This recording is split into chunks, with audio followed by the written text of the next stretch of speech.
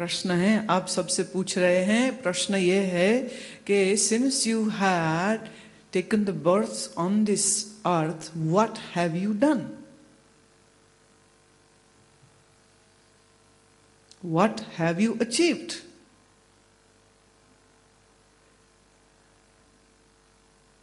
अब मुझे पता है तुम कहोगे कि लीगली बताएं या इलीगल वाला बताएं, 2 नंबर वाला बताएं, 1 नंबर वाला बताएं।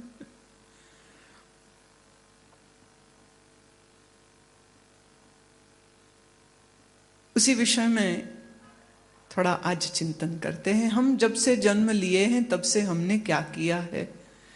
सहजता से चरणदास जी कह रहे हैं कि तुमने जब से जन्म लेते ही सबसे पहला काम क्या किया था, याद है? हाँ? एक तो रोए थे कि कहां आ गए एक तो रोए ये कहां आ गए। हाँ, और फिर उसके बाद दूध पिए। दूसरा काम क्या किए? दूध पिए।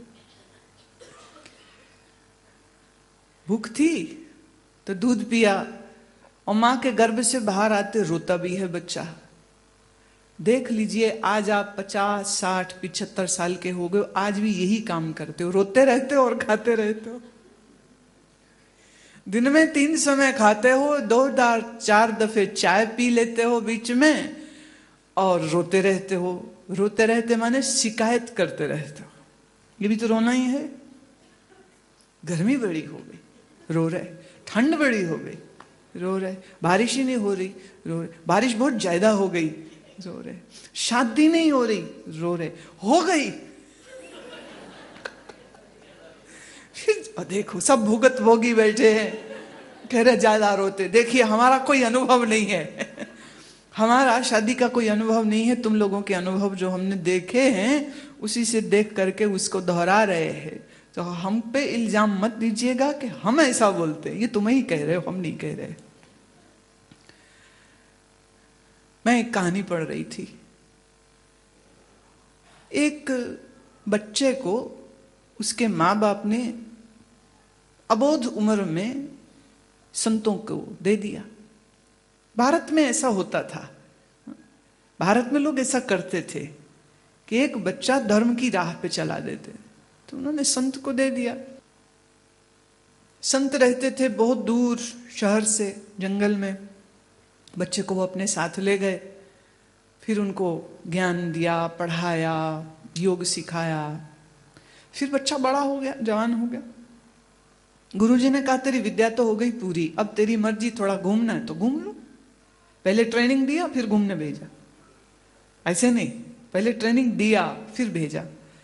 अब ये आया जवान साधु जब शहर की तरफ पहली बार, तो शहर में घुसते ही उसको एक बारात दिखी। अब वो रहा है महात्माओं के पास जंगल में, ऐसा कभी कुछ देखा ही नहीं है। तो उसे बड़ा अजीब लगा कि एक बंदा तो बैठा घोड़े पे, वो पीछे कितने लोग, आगे कितने लोग, और नाच भी रहे हैं। हो क्या रहा है ये समझ नहीं लगी उसे कुछ। तो उसने पूछा एक राहगीर से कि ये क्या है, ये क्या हो रहा है। आदमी ने ऊपर से नीचे देखा, भाई इसी दुनिया में रहता, तुझे इतना भी नहीं पता? बोले नहीं पता, बता दो। बोले इस आदमी की जो घोड़े पे बैठा है उसकी शादी हो रही है। मैंने कहा शादी मतलब? बोले शादी मतलब ये कि ये एक लड़की के घर तक जाएगा और इसके परिवार रिश्तेदार सब साथ में हैं और बड़े खुश हो रहे हैं कि इसकी शादी हो रही, इसलिए नाच रहे हैं। और वहां जाएंगे, शादी होगी और वो लड़की इसकी पत्नी बन जाएगी, और ये फिर पत्नी को लेके अपने घर वापिस आ जाएगा, और फिर अपनी पत्नी के साथ भोग भोगेगा, और फिर समय के साथ बच्चे पैदा होंगे, और फिर उन बच्चों को पालेगा और कमाएगा। बोले अच्छा ठीक है। तो साधु निकल लिया।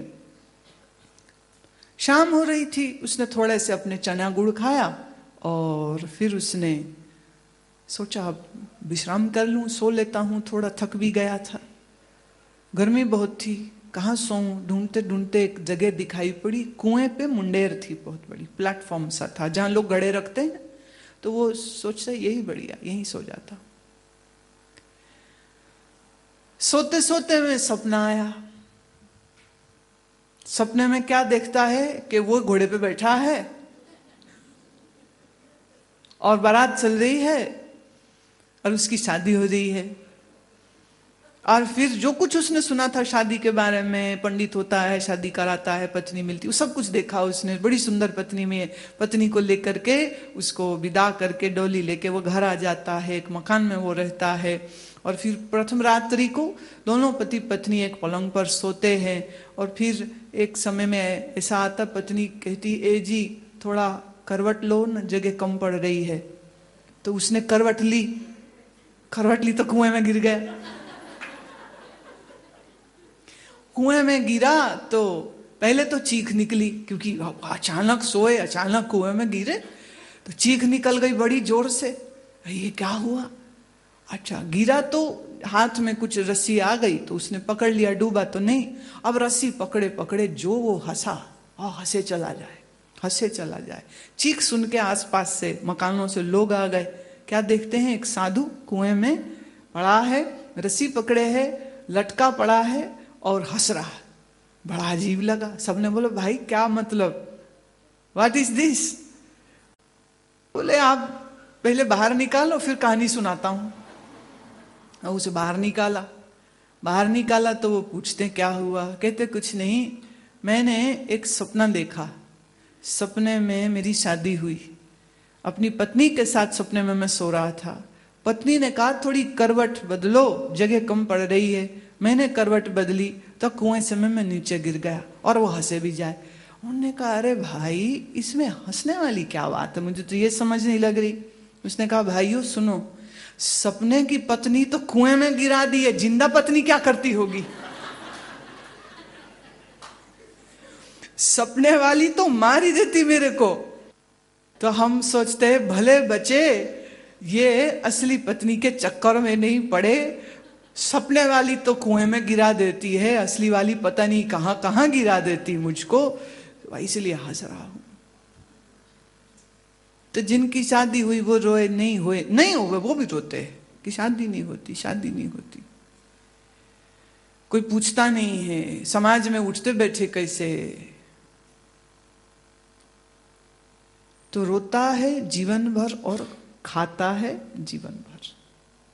सुबह खाता है, दोपहर भूख लग जाती, दोपहर खाता है, शाम की फिर तैयारी हो जाती है, और बीच में समोसे चाट पकौड़ी तो चलता ही है, उसमें तो कोई रोक टोक ही नहीं है। मुंह है, जीभ है और लालची मन है। मिठाइयां देखता है तो भूल जाता है कि उसे शुगर है, उसे नहीं खानी चाहिए, फिर भी खा लेता है। ब्लड प्रेशर हाई है, कार्डियोवैस्कुलर डिजीज है, फिर भी मानता नहीं है और वो सब खा लेता है जो उसको नहीं खाना चाहिए। जीवन भर खाता है और जीवन भर रोता है। अच्छा, जब खाने को नहीं मिलता है तो भी रोता है, और जब ज्यादा खा लेता है तो भी रोता है। कंट्रोल क्यों नहीं किया? कम खाता तो पेट नहीं दुखता। तो रोना और खाना ये मनुष्य के जीवन का कर्म हो गया, धर्म हो गया। और दिन भर खाते खाते रहे और सोचे भी नहीं और विचारे भी नहीं, उसको तो श्वान कहते हैं। श्वान माने जानवर। श्वान का जो अगर हिंदी में शब्दार्थ करें तो वो है कुत्ता। Eating like a dog. If this is the life, then Charandas ji has a very valid reason to ask you the question, what have you done since you have taken birth?